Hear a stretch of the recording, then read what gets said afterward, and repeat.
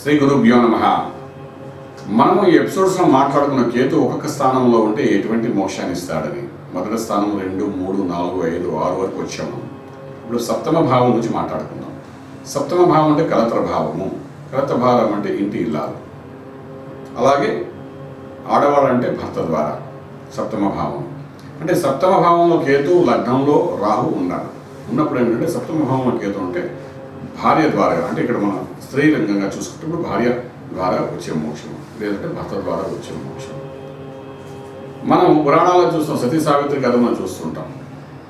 అలాగా చాలామంది ఆడవాళ్ళ ఇళ్లలో చూస్తుంటాం. వాళ్ళు భర్తకే సర్వస్వము అనుకుంటూ భార్య చేసే పుణ్యకార్యం ద్వారా మోక్షం జరిగిన వాళ్ళు చాలామంది చూస్తుంటాం. రామాయణ, మహాభారతం, ఇతిహాసాలు, పురాణాలు, తర్వాత ఇప్పుడు మనం చూసే వ్రతాలలో ఇవన్నీ కూడా ఈ లౌకిక ప్రపంచంలో కనబడుతున్న వ్రతాలు ఎన్నో ఉన్నాయి. వరలక్ష్మి వ్రతం అనుకోండి, ఎన్నో రకాలైన వ్రతాలు మన వాళ్ళు ఆడవాళ్ళు చేస్తుంటారు.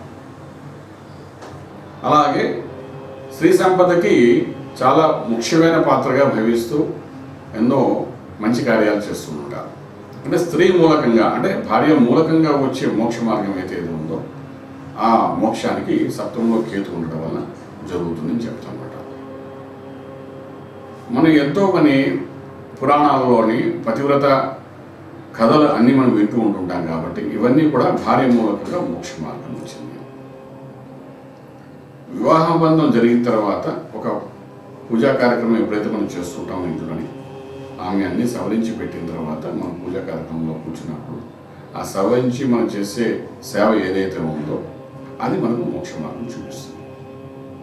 మనలో సగ భాగము ఇంటిలాలు అంటాం కాబట్టి ఆమె చేసే ప్రతి వ్రతము, ఆమె చేసే ప్రతి క్రియ, భగవతత్వానికి సంబంధించిన ప్రతి క్రియలో మనకు ఒక మోక్ష మార్గాన్ని చూపించడానికి పోతుంది. పెళ్లి చేసుకున్న తర్వాత వీడు బాగుపడ్డాడరా, వీడు మంచి మార్గంలో వెళ్ళేడరా అని చెప్పేవారు చాలామంది ఉంటారు. వివాహ అనంతరం జ్యోతిశాస్త్రపరంగా రాజమార్గాలు, రాజయోగాలు వచ్చాయని చెప్తుంటాం. రాజయోగం రావడం వేరు, మోక్ష మార్గం పొందడం వేరు.